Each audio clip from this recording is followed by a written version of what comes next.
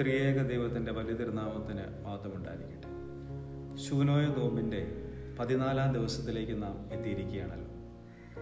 ഈ 14 ദിവസങ്ങളായി നാം വിനയം, പ്രാർത്ഥന, വിശ്വാസം, സ്നേഹം, കരുണ, ക്ഷമ, പ്രത്യാശ എന്നീ ആത്മീയ പാഠങ്ങളൊക്കെ ധ്യാനിച്ചു.